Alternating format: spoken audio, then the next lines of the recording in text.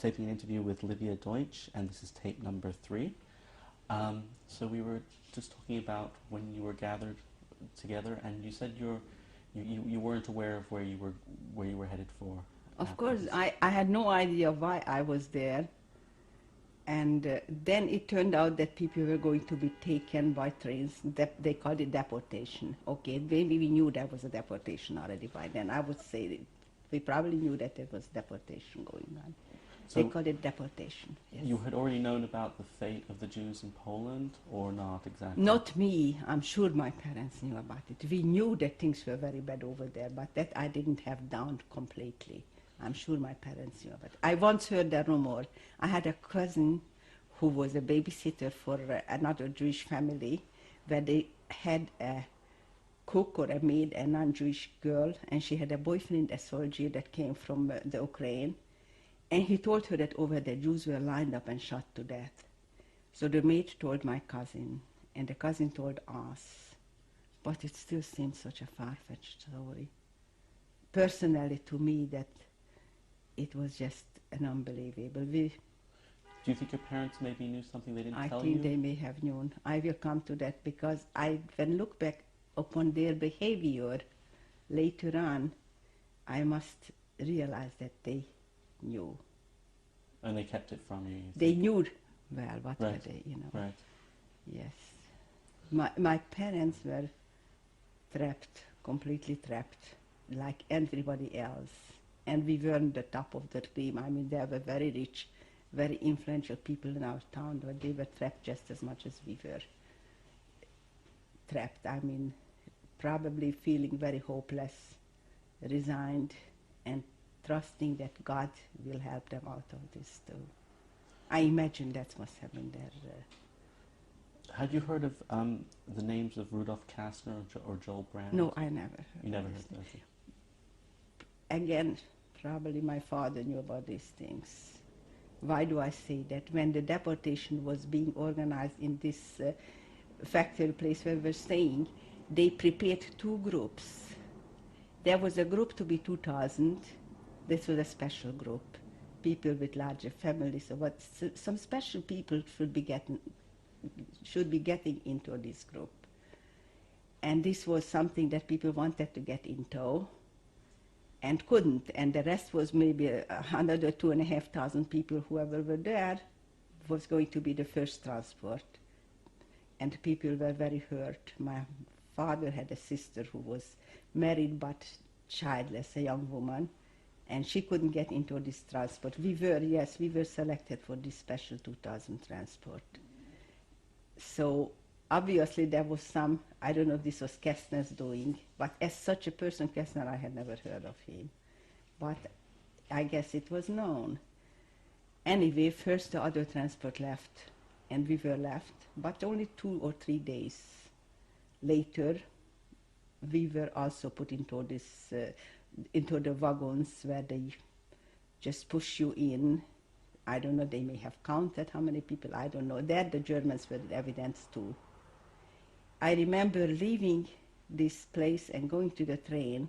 When we came to near the tracks, there was already houses, people leaving, and they stood outside, and I saw some young people wildly laughing and thinking this was the most hilarious thing to see us being taken to the trains. And I remember feeling so very, very ashamed is not the word. Just really being put down so badly, being in this position. And I also remember that when they were laughing, that older people came and shushed them off, that they're not supposed to laugh. I guess their parents came out. But this is how we left, okay? The non-Jews seeing and finding it yet funny and happy to see us in this position. And this is how we got to those railroad tracks, and we were held into it until it seemed like it was totally filled. You just stand, and that's when they closed the door. Once the door was closed, somehow we placed ourselves. We put down our luggage, whatever we had, and we were able to sit on it all around. When was this? When? When, what date? Okay, actually, I would say about the 27th of June. 27th or the 28th of June, because I read up on it. In and 44. 1944, and they have a list. I have a book about written in Hungarian, and they have a list of all the transports that passed a certain town, which is called Kassa, a large town in Hungary. And I looked there, and it noted from Kecskemét, I think one from for the 27th and one on the 29th, the two transports. So it must have been about 28th of June, and the train reached Kassa, and I know that my father, you could see through a little window, it was very much, where are we going? When did you leave? What time of day? It was daytime when we left. In the middle of the day? Middle of the day.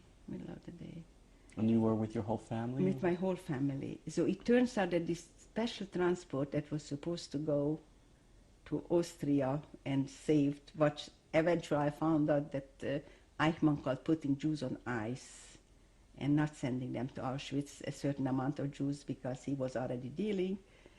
But our transport, among with some others, out of carelessness or nobody, until this day, this is a debate among ourselves.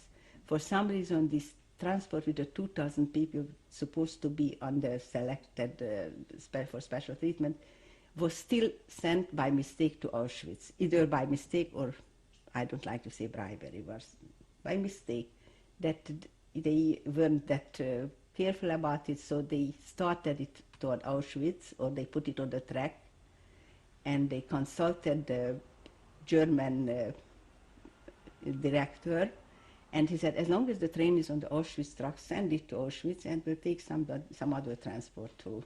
And this is what happened to another big city of Hungary, in Szeged, where both transports were then taken to Austria, and consequently the people of that city pretty much survived the Holocaust because nobody was taken to Auschwitz.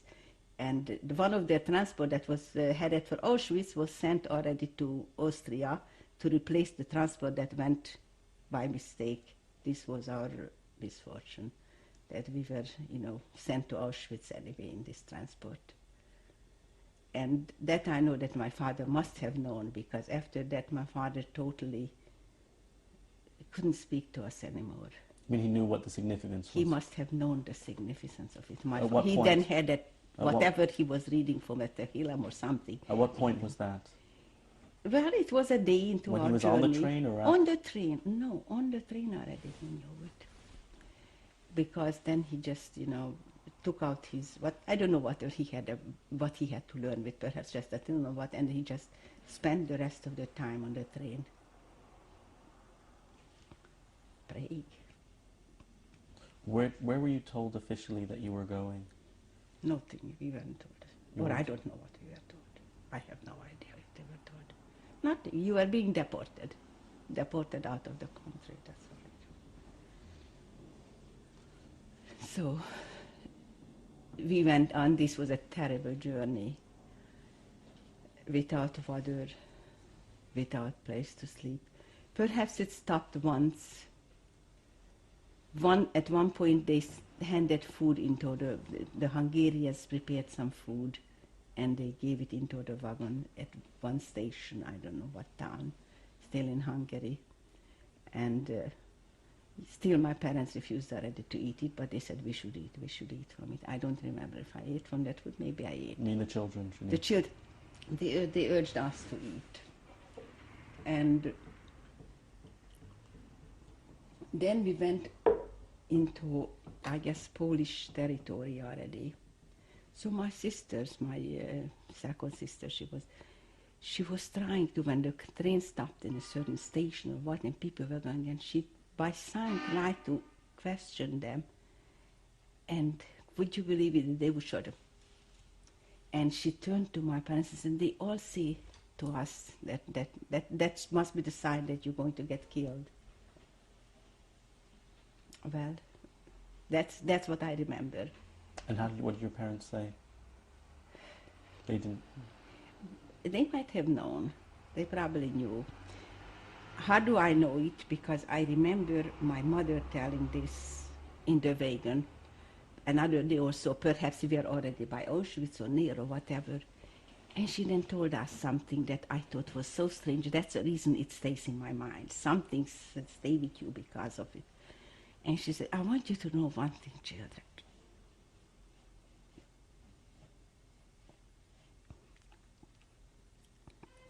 Whatever will happen, if you see something bad happening to another member of the family,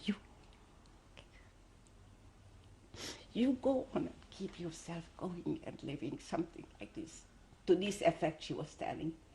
And I couldn't believe my ears. And yet it stayed with me why she's saying this. But this was, exactly what she was trying to tell us. So perhaps she knew that there was killing and that she did have hope that somebody might, basically say, do not give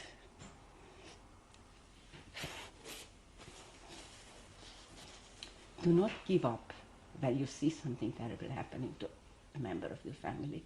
You go on. She said, take care of yourself. Go ahead. And she must have known what she was talking about, no? And we came to Auschwitz. It was Friday evening. Again, it was a Friday evening. It was a pouring rain. And it was a very busy time in Auschwitz because trains must have been coming constantly.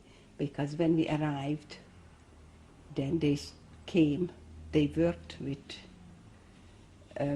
other Jewish prisoners, okay, and it's not the Germans. Germans were only the directors, and the prisoners, they climbed into the wagon, I don't know why, and they said, you will not be unloaded, you will probably spend the night here. I think that was because of the amount of traffic they had or what. But what happened toward midnight or whenever it was, I don't know, but late into the night, in the pouring rain, all of a sudden we were told to get out of the wagon. We were unloaded, sort of. We got off, and we had to leave everything. And then they said, men to the one side, and my father came and kissed us goodbye. And again I said, why say goodbye? Just because you have to stand on the side, on a different side? But he kissed us all goodbye. So we continued going, and I didn't know what was going on. We also were pushed into a column, something, whether 5 people or whatever. We had to form a column, the women, and we were walking. And all of a sudden I see, as if I saw big lights. We were coming up this big lights. I see there is an SS, he was like an officer, you could tell he's an officer, is standing. And I was just curious of what is going on. And as we were going, I think that I stopped in my track and I looked up at him. And as gently as he could, put his hand on my shoulder and directed me out of the column to the side. And I went as if this was the most natural thing in my life. I never had a second doubt about going this way. Only when I was past him did I look around and I see my mother is gathering my 3 sisters to herself and is continuing on with the column. And this was the selection. And when I was already in with the rest of the women who were selected, I found that my older sister was there. And these were the 2 of us were the only ones who survived. How your older sister was taken out? She too was selected. I wasn't aware of that. I wasn't even aware of it. I was walking, I must have walking with my mother, and when he just put his hand on my shoulder and he just gently directed, not even with words or not even with anger or anything, just quite gently he directed me out of... Why do you think he did that? I have no... He directed me to go this way, So I went where he pointed that I should be going. I'm just saying this was the selection as far as I am. Do you know who was in charge of the selection when you were there? Supposedly this was Mengele, Dr. Mengele. That was something that everybody knew, that he was the one who did the selection. Okay, but at that point I didn't know who was Mengele or what, but this was Mengele's doing. And actually, once we were selected and were gathered behind the fence, it was a different story. They started to rush us. There were no Germans again, German soldiers. We had to walk, then we had to run. Then we saw huge piles of smoke and fire. And at this time, I really thought that I was selected to be burned alive. So desperately, I searched my brain and I said, what do you say before you die? I was looking for the Jewish prayer and I was wondering if it's going to be very painful. I did not know the proper Jewish prayer, but I knew how to say Shema. So I said the Shema and prepared to die in fire, and I was wondering if it's going to be very painful. But when we got very close to it, then we made a small detour and we did not get into the fire. And we've had to continue to go on, and we were taken to a building. Why did you think that it was burning? Because we were going straight, and they kept urging faster and faster and faster. So, and they were beating and pushing this crowd into directly to this fire. That's why I thought we were going to be burned, because of the tremendous force that we were being forced to run. And it seemed like there was fire. We were just running into this fire. But then we did not have to go into the fire. We went to a sideways and we got into a building. We were taken into a building. What happened there? Okay, it was, I don't know how many hundred women were there. Now, there were Germans, and then there were the Jewish prisoners there. And interestingly, I saw the German officers knocking on the doors, and girls came out smiling and were putting on, it was middle of the night, and they were getting dressed, and they were uniform like a light blue blouse and a navy blue skirt, and they looked very nice and presentable with their hair, and they were the ones who had to do the job, what was to follow this. First of all, we stood there, they called out, for example, everybody under 16, please step out and go to the side, because they were going to have a better treatment. So we were debating with my sister what to do, but then a girl from the front turned and she said, what do you care? You want to be together? Don't say that. There was no paper, there was no ID, there was nothing to tell what you are, and I happen to be very tall. In fact, that's probably why I was chosen at a young age. I was taller than my other two sisters who were older than me. So you think that's why you managed to get out of the Of course, that's why he thought that I was a tall young person. And that's why I was, that's more than, I'm pretty sure, because next to me, my older sister, she was also tall. Everybody else was short. So I didn't separate. We saw that there was the two of us, and we said together, wherever we go together, there is no proof that says you are young or you are old. There was nothing. We were bereft of everything. We had to undress completely. It was such a shock to us. We grew up in such a modest home, and suddenly, and people did not ask, others did not want to believe it and tried to keep some of their garments, everything, you had to undress completely. Then you moved ahead and they shaved our head, which made us totally in shock. Then we had a shower, actually a warm shower, in a big room where there was a lot of shower heads, and then the water was just coming and you showered a while. But we had no way to dry off ourselves. I remember what an awful feeling that is. I'll come to it again. And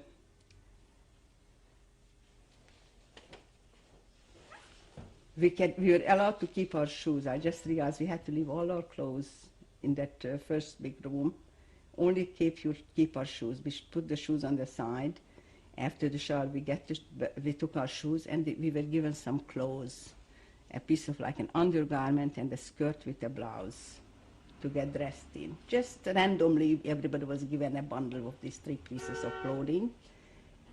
And so we dressed ourselves, and now we were already proper prisoners, excuse me, right? I remember being in that hall, and for some reason the men who were selected from our transport also were standing on the other side of this hall, and the men who know me, because his daughters were my classmates, and he so desperately asked, is Clara Mattes, is she with you? And I said, no, like somebody informing me so happily that they know, they did not come to this horrible place where we are in now. I said, no, they went with their mother. And this father must have known already, because people who spoke Jewish could converse with the prisoners and they were free with their advice. So instead of bringing the good news, I gave him bad news, I guess. And after that, we were taken to the camps. The first night we were put, I mean, we were totally confused. We did not know where we are or what this thing is. But we were always forcefully marched into a big barrack where there were some like double beds, but of course not a bed would hold maybe 10 bunk beds, but big one where 10 people would be in one bunk and 10 people on top without covers, and there was already fighting and pulling. And I remember one girl trying to talk from our group to someone, an old-timer, and said, this is not fair, you're taking away the blanket. And she was just given a look like, where in the world are you? We were still fresh from a more normal life. But this night was just very temporary. Early in the morning we had to get up again. And they made us get up, and then we went actually to another camp that didn't have anything. And now on the way as we went to this camp,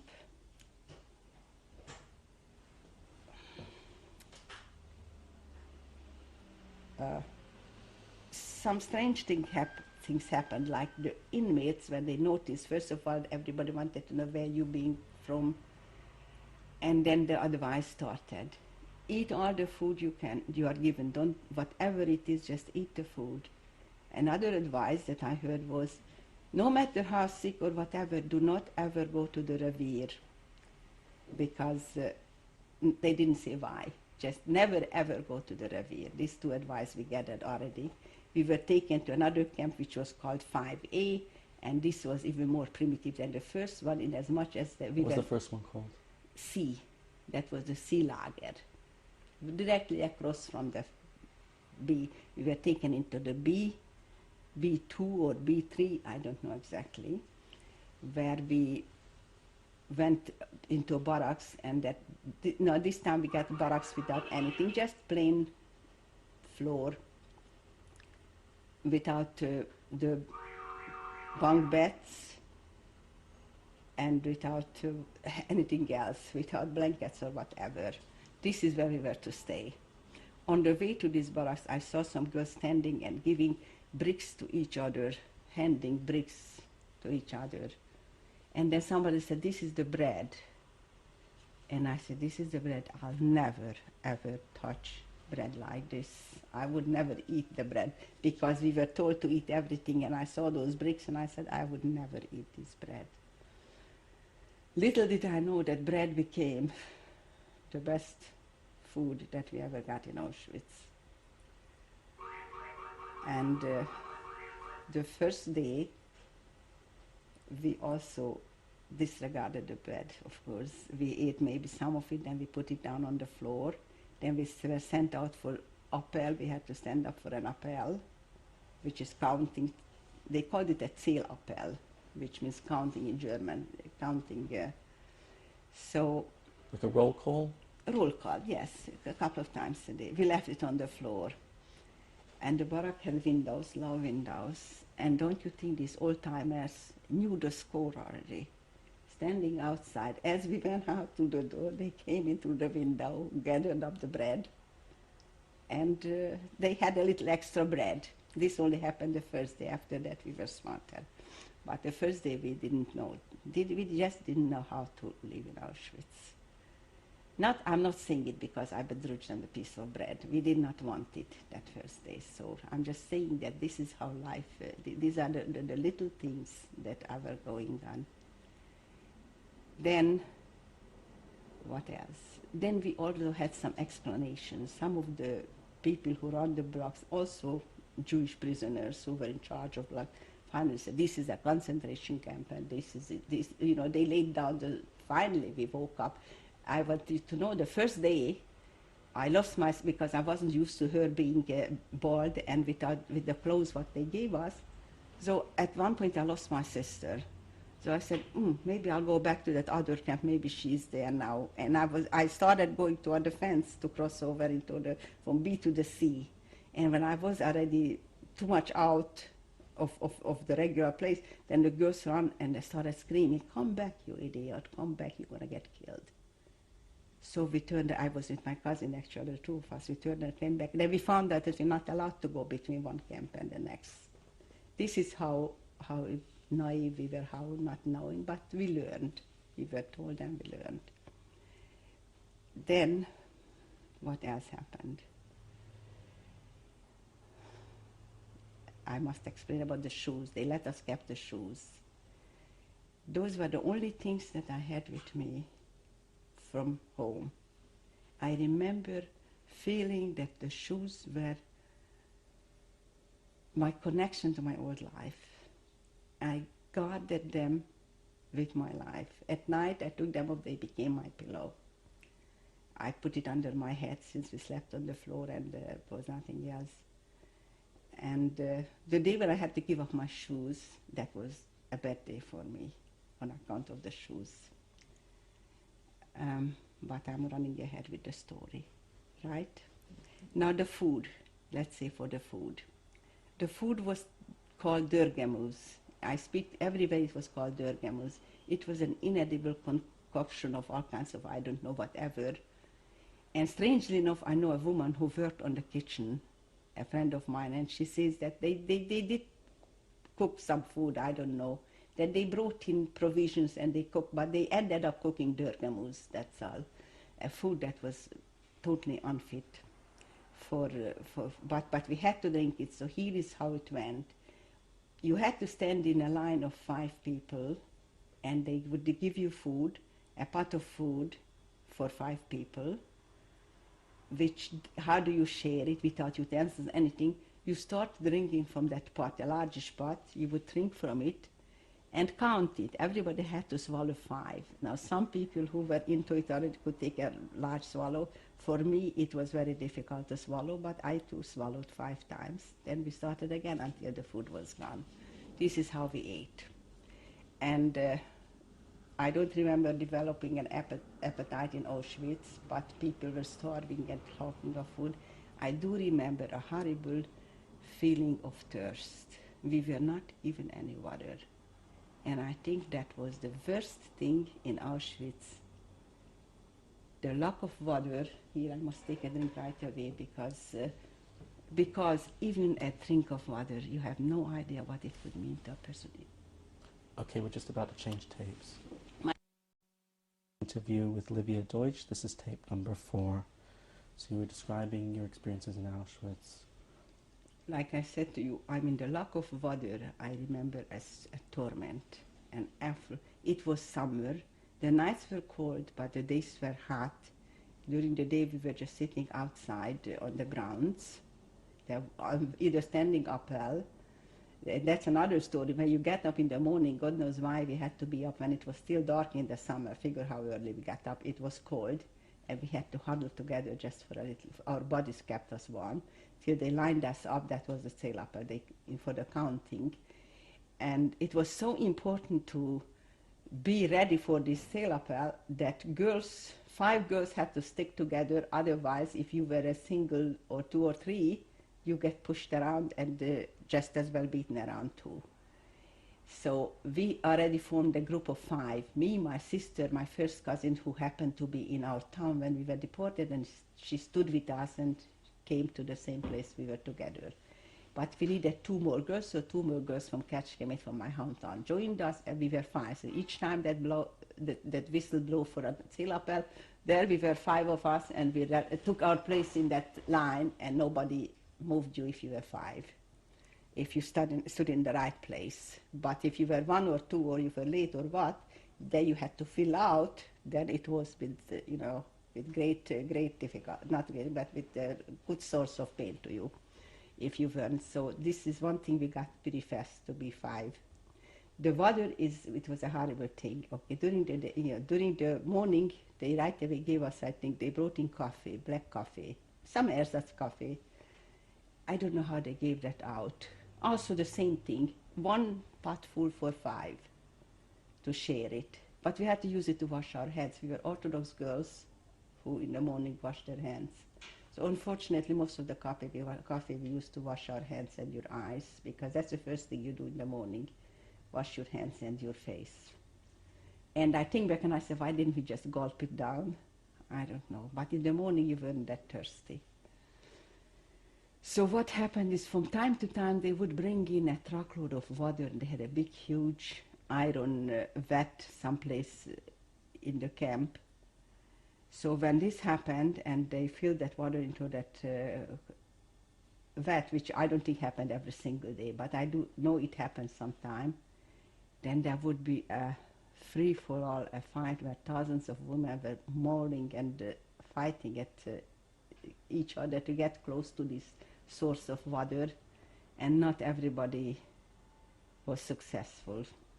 And I just had to develop this time a trick of my own. I just went down on all fours and just crawled. I didn't care whom I got out.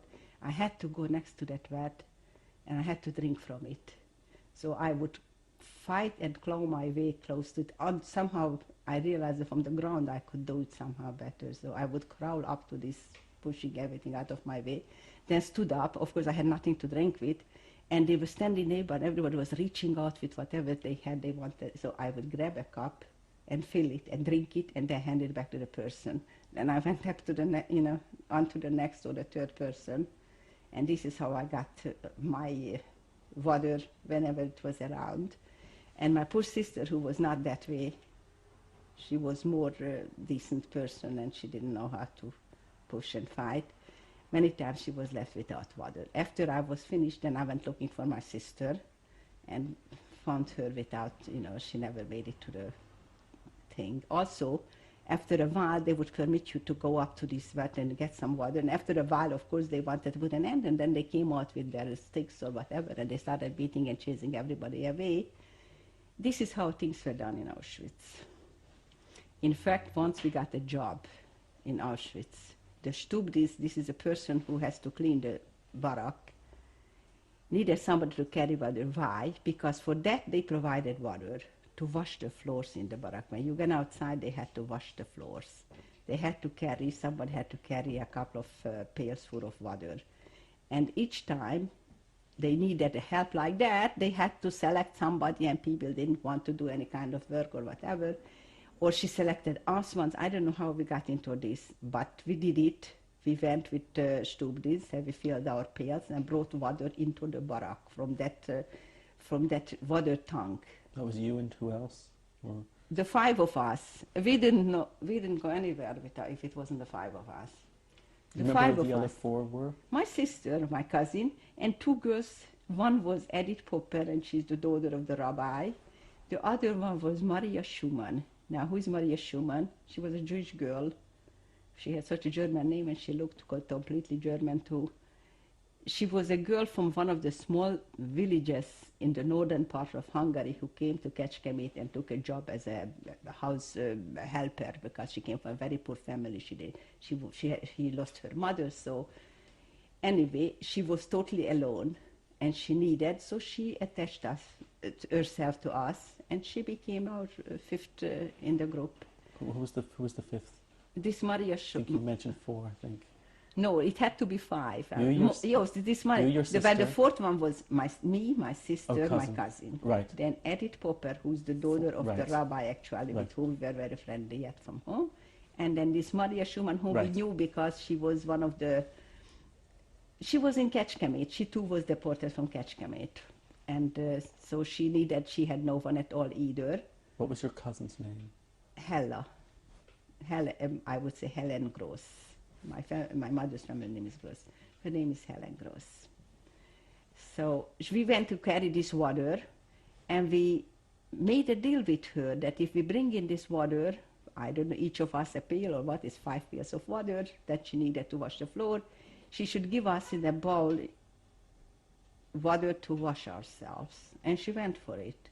So after that we had one bowl of a little wash basin, if you can imagine that. I would call it a bowl. She would hand out through the window of that barrack, us a bowl of water, and the 5 of us washed it, and we thought that it was wonderful because we had a little water to wash ourselves. This was the stage of the water. Okay, what else was? A lot of time I found myself being an observer, sort of, in Auschwitz. It was something so clear to me then that I said, when I get out of here, I shall be able to recall every single day what happened here. I could recall for the first few weeks, definitely, every single day whatever occurred. Do you think that you created some distance between yourself and your surroundings by being an observer, and that maybe helped? Or I don't know. I sometimes had the feeling, how is it possible that sometimes I saw these German officers would walk through the camp, and then I said, oh, they probably will see me and think this is not the person to be here, and they will let me out and send me home or something. I did have, but it didn't happen, but I did have this feeling. Being observers was just a thing I did. For example, we was in a block, in the barrack that we were kept in. Next to it was one called the Revier. This was its infamous Revier. This was not a big Revier on Auschwitz, but every camp had, every department, every lager had its Revier. And in the Revier they had all kinds of Jewish women, and Jewish doctors, some Jewish nurses, whatever. Nothing else they had there, but they took in dutifully people who got sick, got taken into the Revier. And there was one German, not an officer, but some kind of a he was a soldier, and he was in charge of this barrack. He was not no officer either. Maybe 100%. How do I know it? Because you could see on their clothing. You could see who was an officer and who was not. He was just a German, an SS soldier who was in charge of this barrack, and I'll come to it later. Do you know what his name was? No, I don't. But I want you to know, I had witnessed a thing that I don't know if anyone ever will believe it, but it's true. A person could be so cruel, and that his entire face went into a total change. Basically, when he was going around, he looked like a person, a human being. What happened in Auschwitz, occasional groups of men were led through our camp because they did some kind of work. They were taken to a site of work or whatever, so in a group they were girls standing aside once in a while, almost every single time that it happened. Somebody noticed a father or a brother that's the only thing they could know, either a father or a brother. And this girl would forget whatever else, and she would run screaming and embrace that father in that small group of men as they were being led through the... Yes, go on. So he stood, I was sitting, nothing else, would sit down next to them, and he would stand, there was a low window, he would stand and watch how this group was being led. It was led by Jewish couples, whatever, all these things were done by Jews. Those people were trusted. He would watch, and when he saw a girl running up to the father or brother, or the husband even, then he became something else. He became the devil or the Satan itself. This face was completely distorted, but completely. Such ugliness, such hate, that was a totally different. He would step through the window and run up and start beating these two people until they were beaten down to the ground and blood was running out of their head or what, you know. And this is what he did day after day after day. After a while, it was like, you know, I just watched it and I was always looking and I said, what will I do if my father's going to pass through? Because at that time I didn't believe that my parents were killed. I would question myself, will I run up knowing that this is what happens to you or not? This is the kind of things I would torture myself with. And I was fascinated enough to watch this going on, and I witnessed one such heroism. There was a girl, there were girls also in positions. She was not a couple, she was more of a messenger's type of, a very pretty girl. She had nice, I don't know if she had nice clothes or she had striped clothes, but she certainly had nice hair, and she was familiar. She was already privileged to go from camp to camp with messages or why was that? whatever. Why was that? She became a trustee. She became one of the Jews. All the ugly, all the bad things in Auschwitz were done mostly by these trustees. Not bad things. I mean, all the work of the Germans, all this lining us up for an appel or sending us or taking us, or little messages across one camp to the next. There were no telephones there. You know, sometimes they had to send a message. It was done by certain messengers, Jewish girls who were trained, who were accepted, that they were trusted to do this job. Was that the same as being a capo, or not the same? The thing? capo was specially to do the cruel jobs. Okay, the jobs they were ready to raise a whip and beat and.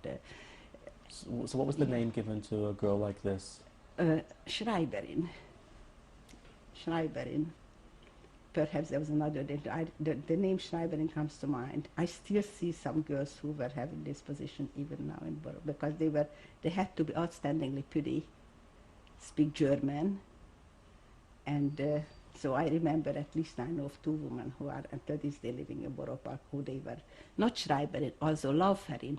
Okay, you know what Lauferin means? Runner. Oh, okay, now I realize. There were Schreiberins too, but that was something else. They were Lauferins, and they run. This girl, for some reason, happened to be there, and she stepped in, when she saw him, this German sanity man, I don't know what exactly said. She stepped in front of him and stopped him from doing it, and she took such a hit on her head that he cracked her brain open, but not that badly, because she wasn't killed, and she stopped him in this one occasion. And this was a tremendous heroic thing for her to do. And then for days she went around and she had a big bandage on her forehead, and then everybody ran up and commented her, and she just brushed it off. She didn't want to make a fuss of, because I don't know, because she probably didn't do this. I don't know what made her do this, but I had witnessed this thing happen once. So I had seen how a person could be so cruel, inhuman, how a person that had no reason to be that way, just out of hate, he would change himself into a murderer. And also I can see a person sometimes risking her own life because she couldn't take it anymore, or some such thing, such reason. Were you given a number at Auschwitz? No, we were totally undocumented. If you want to know something about it, what does it feel like to be totally, but totally nothing? Nothing anymore. You have no papers, no name.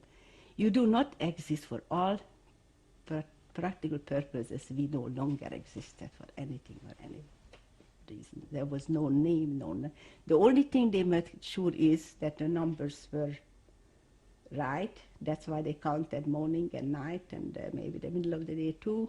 If they had to have as many people, then there was as many people as there has to be.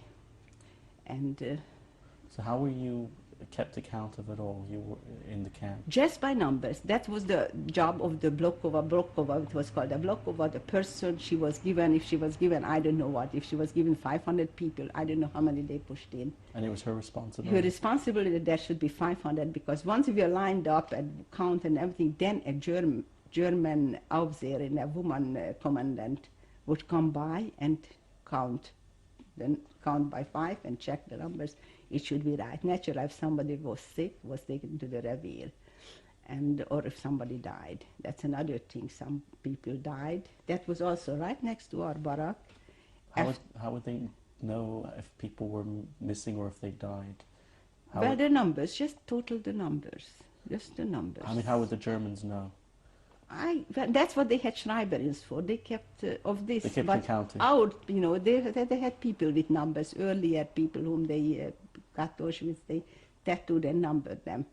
But we were not documented at this point. That's what I'm just wondering. the numbers, no. And if someone was missing, what would happen? Or that didn't happen? Well, no one could get away, but sometimes they would get. Then we would just have to stand there a couple of hours until they straightened it out. As where I was, nobody ever missed because they couldn't get any fast. Sometimes our girls ran off to the other barrack if she was supposed to be here and went to the. If I was in 5A and somebody had a relative in 8 or 9, she figured I'll stay with the relative, which is pretty normal thing to do. Then it wouldn't match right, so that's why they probably needed hours. Then they would just direct people whatever Blokova saw that she had 5 extra people or 3 extra people and somebody was short, then you went, then they sent over 2 girls to a place where they needed them. They just looked for numbers.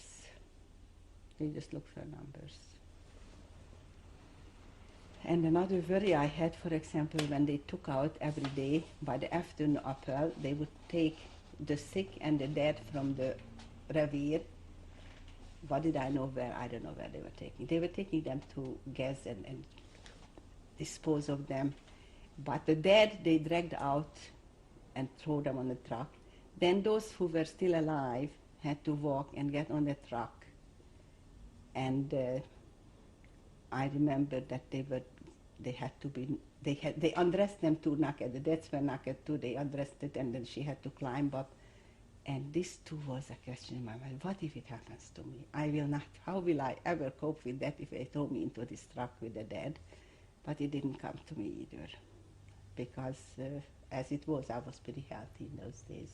I remained healthy. I was a little skinny.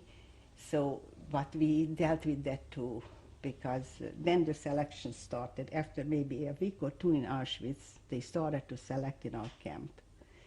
Officially, they called it a Vernichtungslager, which means a lager to be destroyed. Now, I don't know if it means destroyed, everybody killed, but obviously not. They were going to select people for whatever they needed people. So they called the selection. Again, they would blow a whistle. Certain blocks had to line up, and he was Mengele with some helpers, some of the Blokova kapos, standing around him, and you had to line up, get undressed, and line up, and he knew what he was looking for. Either he was looking for skinny or healthy, or I don't know what. Whatever he was looking for, he would select out these people and make a transport of it. Did you know that was Mengele then? By then I knew it was Mengele. Mengele had a habit. I had a girl who was with us as a lager who cried the whole thing because her sister happened to be pregnant. So Mengele would go through the camp and notice a woman pregnant. He would personally deliver the woman to the gas chambers. He would pick up. They did not want to keep pregnant women alive. But if somebody could hide it and give birth secretly and get rid of the evidence, you could have survived.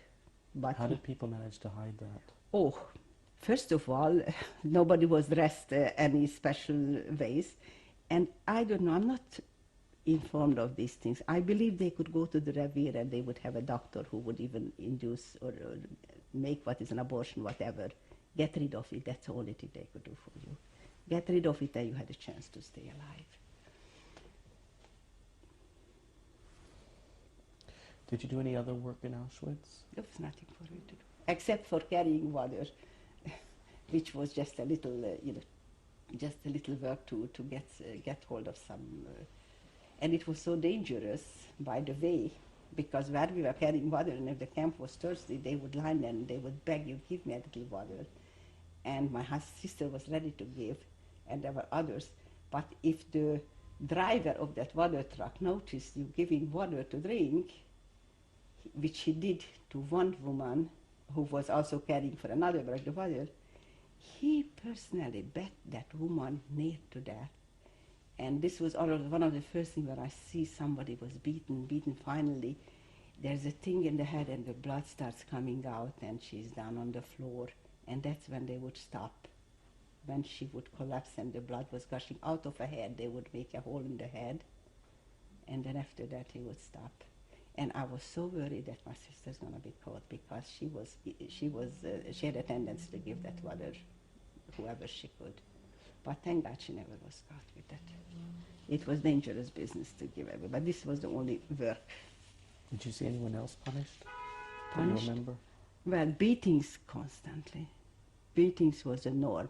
These women, Blokovas and the couples, they were there a couple of years already. This is how they got into the position. If they survived the first 2 years, eventually they could get this position. They were miserable people. To me, they seemed like they were so lucky. Isn't that something? You know, I would say, how lucky they are. They have food, they dress nice clothes, they have a little room where they sleep. They had half a dozen quilts or whatever they were lying around in that room. But I'm sure they weren't neither lucky nor happy or whatever.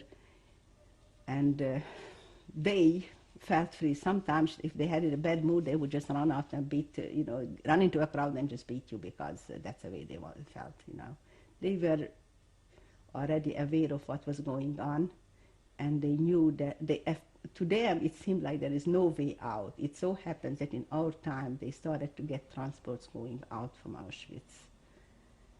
And that's how we got away from Auschwitz. So one of these days, yes. Did you witness any religious observance while you were in Auschwitz? Oh, yes. In those days we were still, I started to tell you how we used that precious little water what we got in the morning, that coffee, to wash our hands. If we could get hold of a Siddur, then we would, especially Friday night, we would try to borrow. There was a few circulating Siddurim, I don't know how they get it, and we would try to say our prayers. One Friday night, we had the women. They had a choir in a temple in Hungary, in one of the towns where the non-Orthodox had women chorus. Friday night they would sing, and it stood up and they sang the Friday night service. The chorus. The chorus, yes. Choir. The choir. They would, and they were just looking at them, the Polish, those who were there for years, and they just couldn't get over it, that there was, But we were very naive. We still didn't realize the full extent of what we were in for in those days. In fact, I saw the chimneys of the crematorium. Everybody saw huge black chimneys all day long giving out the smoke. So we asked this Blokova, we were carrying water, what is this? Oh, unfortunately, she said, this is the crematorium. I had no other questions. I thought, I saw a few people die. I thought maybe it takes all day long to burn the people in the crematorium, as far as I was concerned. I did not realize that they were burning there thousands and thousands of people daily. Eventually, yes, you have a question. Were there any religious leaders that you knew of in the camp? No. It wasn't that kind of religion. It was just women. Women are never a religious leader. What kind of a religious leader is a woman? I wasn't. But I told you we practiced a little bit this. How long were you in Auschwitz? 6 weeks. And what happened after that? Well, during these 6 weeks, I went through a lot of selections, but somehow we were not selected. You could always, even if I was not selected, I would always be in front of the selection, because my sister and my cousin, they were more capable in these matters. So they said, you go first, and whichever way they'll send me, they will follow me already. So this way, if I was sent back to, the side that stays in the camp, they already either run to the back of the group, or they knew how to, you always had a little room to play around, behind their back to change with somebody. So that's how we kept together. But finally it came to a selection, and we thought let us be selected if we can. I don't know whether there was a rumor that this was going to be for work in Germany. Perhaps we had a reason for feeling that we will be selected, and it so happened all 5, we separated ourselves. This time we didn't go all together, but straggled, and we saw which way to go, And all five of us managed to get into this transport. This is how we got away from Auschwitz. How did you manage to know which way? I mean, Well, you were outside, let's say you were on the street, and this column is going slowly, and here is standing Mengele with 2-3 people. He tells whom he wants this side or that side. Okay, one side could go run back to the barracks, the other side has to step behind him and wait there, because you are selected. Whatever he was selecting, the people who were selected would stand behind him. That's how we knew it. But you could see it was done in the daytime.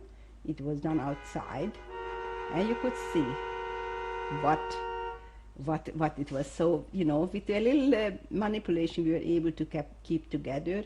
And when in this selection, somehow we were able to get into being selected, all of us. Was there some kind of trick you had to trying to always be selected the right way, to stay free? Well, first of all, you never knew what was right or wrong, actually. There were people who did anything to remain in Auschwitz and not to be selected, because sometimes they said this transport went straight to the crematorium.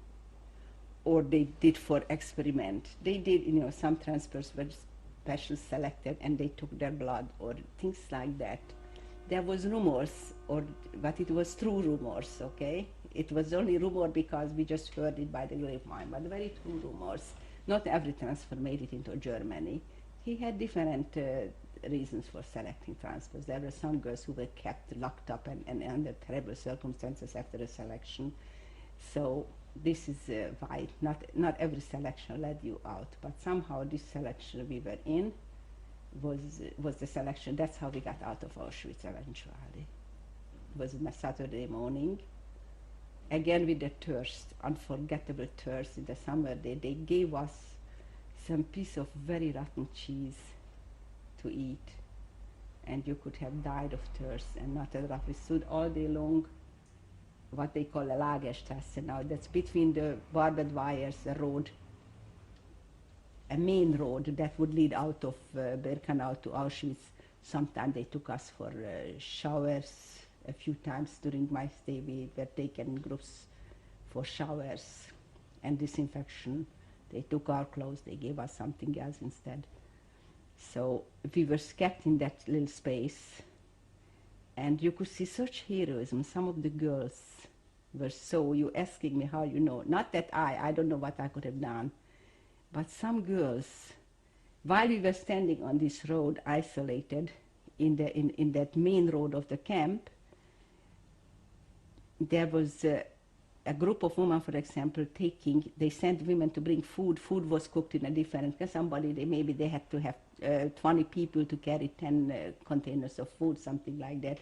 So 20 people had to march to the block, to the camp with the kitchen and bring back that food. And there was... We're just about to change tapes. Yeah, so we're going to continue this. But this is very interesting. You want to hear about... We're just going to continue this in a second. Okay.